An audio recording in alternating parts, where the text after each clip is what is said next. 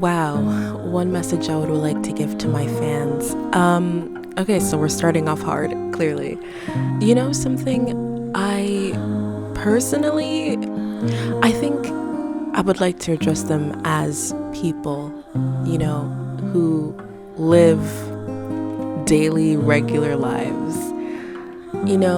I could talk about the difficulties of life, particularly about, the ability to ride the cycles, because quite frankly, we have trouble perceiving when one influence or another is coming in and changing the entire color of our experience.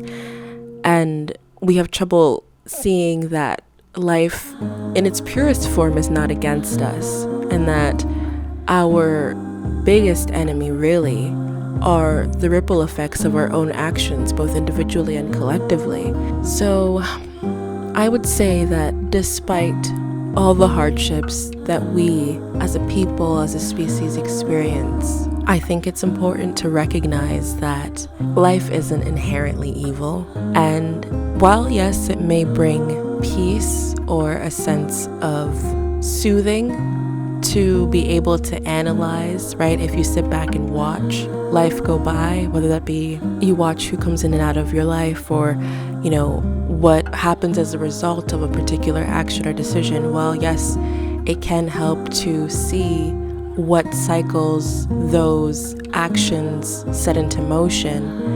And it can also help to see and analyze what you can get out of those experiences, and sort of always bring it back to you. How did this start because of me? What actions or decisions did I make to get me to this position? Even the decisions that you don't really even recognize that you're making. While yes, that can bring a sense of peace and sort of soothing, right? As it can be used as an act of self-care. I think it's important to recognize that whether you choose to live your life like that or not, it's important to recognize that life isn't inherently evil.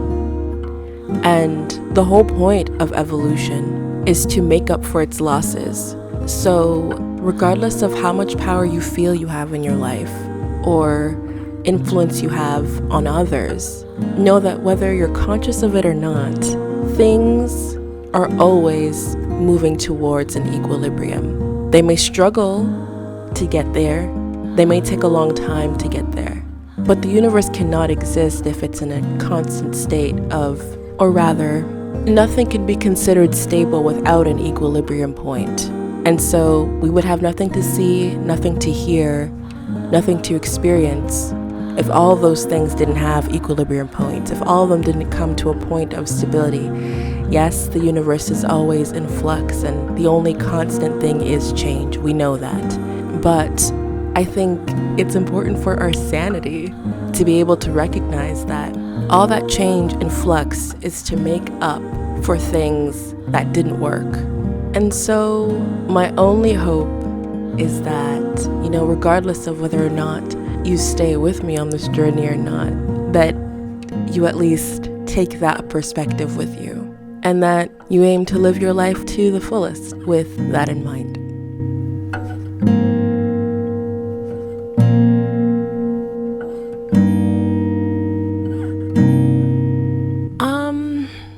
Something, I think the only thing that really matters is that music is and continues to be the medium of the people.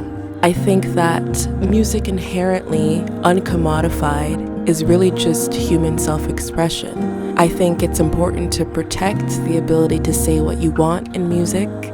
I think it's important to have a space for music where making the biggest profit is de-incentivized, mostly because I feel as though it's important for humanity to be unswayed by monetary gain in certain instances, because obviously if you know that a certain narrative or a certain emotional reaction will garner the most profit or be the most digestible to the widest audience possible, then you end up getting stuff that's, rather general platitudes and kind of uninspired. And you know what? There's nothing wrong with a song that is just so well written that everyone can relate to it. That's not at all what I'm saying. It's more that I think people need to come back to the spiritual essence of what music is and the spiritual experiences that music can provide, particularly if you're using it in a way to sort of connect with your own spirit,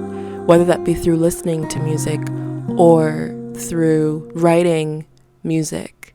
There is something so inherently existential about the ability to hear sounds and sort of thread it all together, if you're a songwriter, in a way that reflects who you are, what you've been through, what you believe. Music in and of itself is anthropological in nature, right? It archives who we are.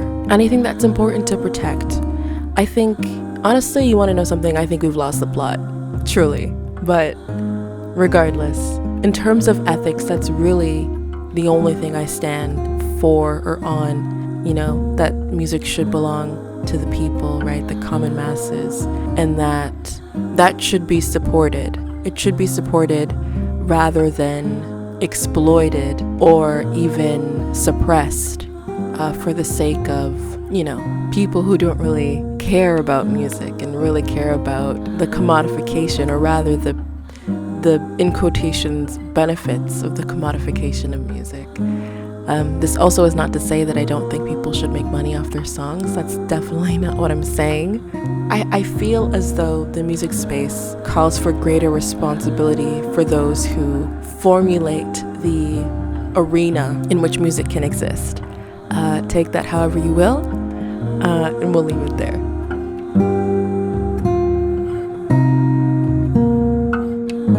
This question is so not fair because I already know that my answer is definitely going to change. Oh, wait. Okay. Three come to mind.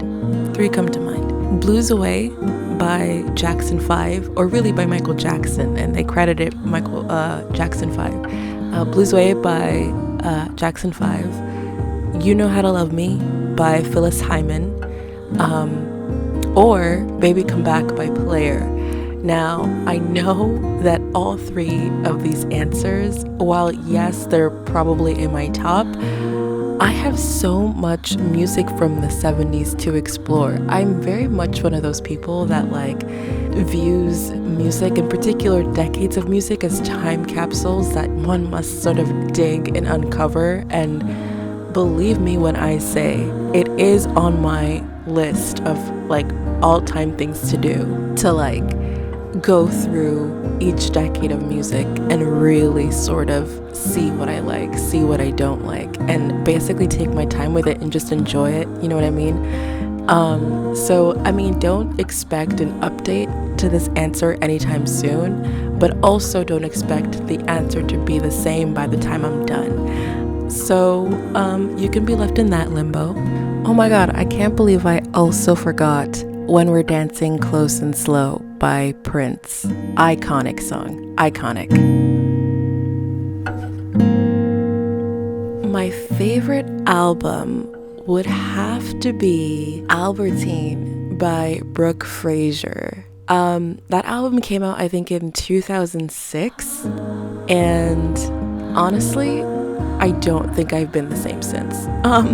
There is something about the fact that it's just your quintessential singer-songwriter album. She was 19, I think, when she wrote, maybe 18, when she wrote the album. Honestly, so gifted.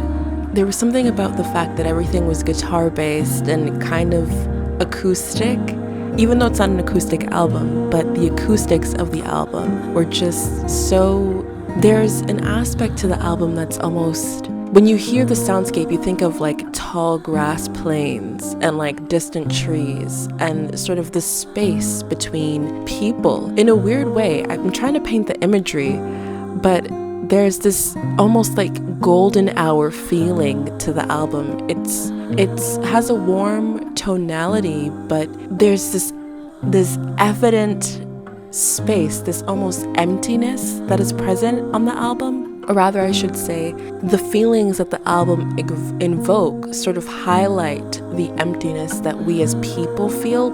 And so I find that the album, just listening to it, I don't know, it touches something within me that really sort of has to do with sort of feeling peace or calm in isolation, because you're never truly alone. You know, you have nature to keep you company. You have, you know, it's almost like you look at a space, an empty space, and you think it's empty at first, but then you start to find things in that space, even though they're all far apart.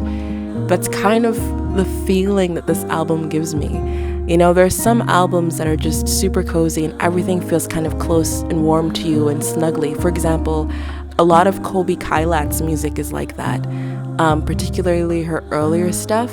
But Brooke had this way of writing where you felt the distance between things, but the distance didn't scare you. There was an overall warmth to what she was illustrating.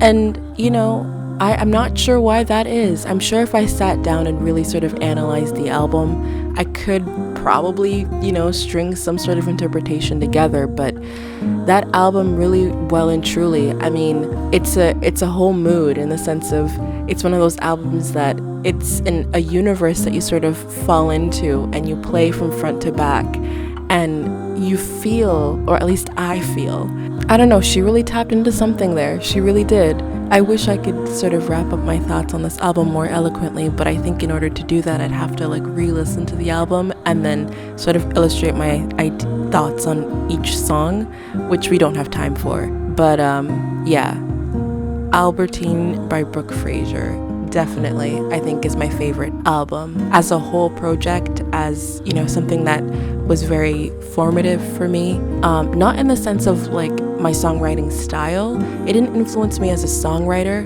I think it influenced me more as a person, you know, as a young kid who would sort of just sit back and watch the world. Yeah. You know, this question made me realize that I don't really listen to music with swear words in them. That's crazy. I can't even recall. If there's any artist that has ever used a swear word in any song that I've listened to, it would have to be a mainstream artist. But the thing is, I don't listen to many of those. So I don't know. I think people need to get better at using the word, to be honest, because the fact that I can't come up with an answer to this question is kind of dreadful, honestly. No, actually, despite being bi, I've been invited to a couple of pride outings, but never managed to go. I think in general, I'm a very mysterious person to begin with. I don't really like letting people into my business. So the idea of like going out to an event that specifically had to do with a facet of my identity was weird. I'm that way in general. Will I ever go around to going to an event? I don't know. For me personally, the event itself is not that important for my own personal sense of belonging. You know, it's like I'm here regardless. You know, what am I going to do about it, right?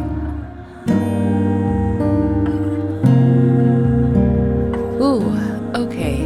Well, you know what? The insecurity to be seen, actually. I mean, I'm very slowly presenting myself to the world. I've had many brushes and many instances where had I just said yes or allowed the situation to unfold, I probably would have had a debut sooner. But I just felt like I needed more ripening, right? In terms of understanding myself as a person, understanding my perspective on the world, understanding why I'm here, you know? I felt as though it wasn't enough to just pursue being seen, regardless of the talents that I naturally had that sort of pushed me in that direction, and also sort of made it kind of impossible to kind of just be a part of the system, you know? I know that's vague, but, you know, if you stick with me, it'll come to make sense as the years go on. But, yeah, definitely, I very much needed a purpose, or rather a reason to allow myself to be seen, because I've always felt like it wasn't enough to just, have attention for attention's sake. That's always been my motto, regardless of the fact that, people always naturally saw me in, more leadership positions, or even just being the one that everyone kind of assumed would go on to do something in the spotlight or garner some sort of accolade or another. But that's definitely an insecurity I had to overcome. I wish. I'm not a napper, because if I do take a nap, it will completely ruin my sleep schedule. I'm one of those very sensitive sleepers. Once my sleep schedule is awry, it takes at least a month to get it back on track. I have trouble falling asleep. I have trouble falling asleep at the same time every night. So, yeah, definitely no naps, because that will only complicate the process.